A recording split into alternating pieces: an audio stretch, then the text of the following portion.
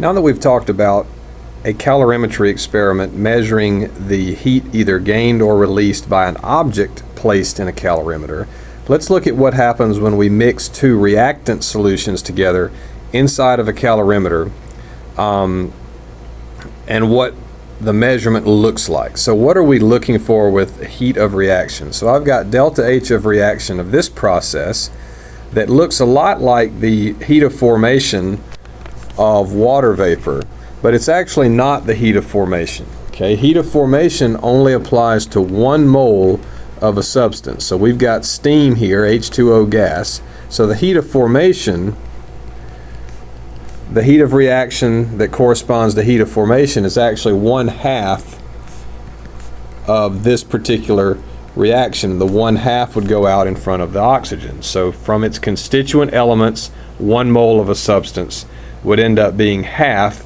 of the enthalpy of reaction of the process that I've got written above. Okay, so it's not the heat of formation, but it is a true balanced equation that is related to the heat of formation expression. Okay, so how do we find this delta H of reaction? So what is it, first of all? Delta H of reaction is the amount of heat that is released or absorbed by the reaction, but we don't measure the reaction. We measure the water-based system inside the calorimeter. So it's the negative heat of the water divided by 1 mole of reaction. Okay, and so 1 mole of reaction could correspond to 2 moles of H2, 1 mole of O2, or 2 moles of H2O. Okay, so all the different parts of the balanced equation, we have to pay attention to what these are. Okay, when we determine what a mole of reaction is for a particular process. Okay, so the easiest thing to do is to look at an example. So this negative Q of water, we're going to be needing to find the MC delta T values. So we're looking for a measurement of each one of these factors plus how to determine mole of reaction. So let's go ahead and look at this fictional reaction below. Okay, and I've kind of set it up so that we can solve. So what do we need? We need first to find the Q of water, and we're going to multiply that by -1 because it's not the system. We've defined the system as the reaction, and the surroundings are what we have to measure as far as the Q. And again, no calorimeter constant, but we would add the calorimeter constant inside parentheses if such a constant existed for this problem. But here we just have the Q. So what is the negative Q, the MC delta T of the water? And so we look at our problem, and so we see some information about the reactant in the first sentence, and then we say, oh wait, here's a coffee cup calorimeter having 100 milliliters of water at 20 degrees Celsius, and what's the enthalpy change if the solution is raised in temperature by 5 degrees? So we've got what we need now for this portion. We've got 100 milliliters of water and 10 grams of substance, so that resulting solution is going to have a mass of 100 grams of water plus the 10 grams of our reactant that we have added. So that total solution, we're ignoring the mass of Y, it's not given to us, but a total mass of that solution at the end, to our best estimate, is 100 grams of water from the 100 milliliters, 1 gram per milliliter, plus the 10 grams of reactant that we're given in the initial problem. So we add those things together to get the mass of the solution that we're measuring.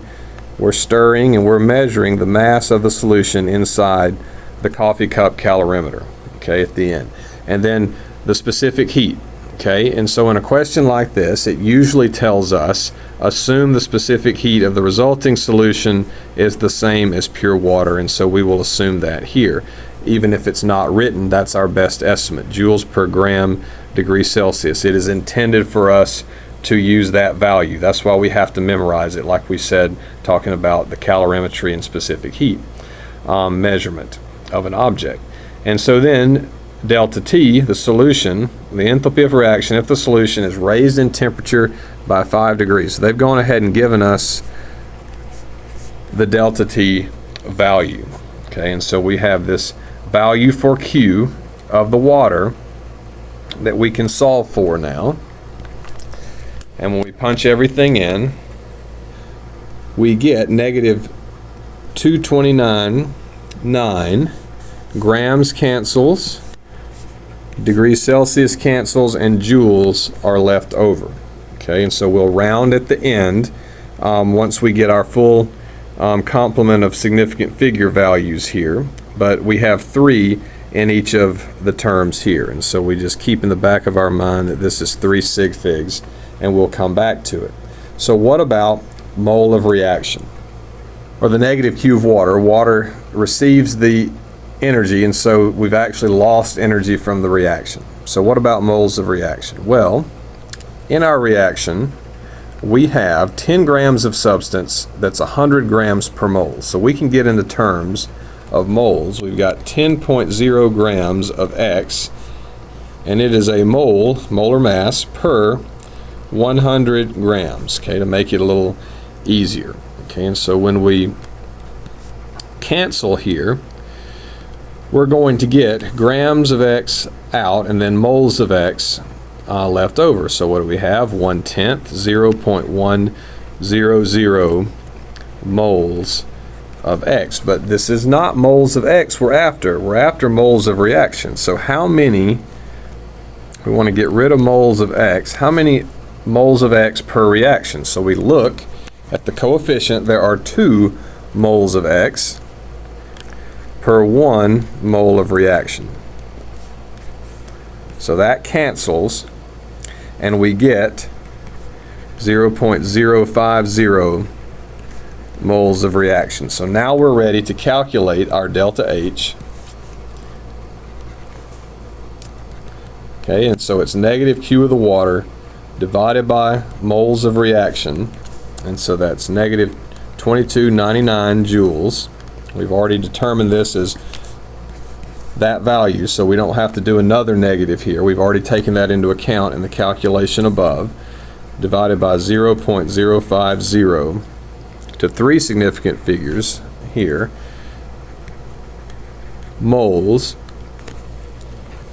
and so then we can divide by 0.05 and we get negative 45,980 joules per mole, or we can convert that to kilojoules, so negative 45.98, so rounds up to negative 46.0 kilojoules per mole.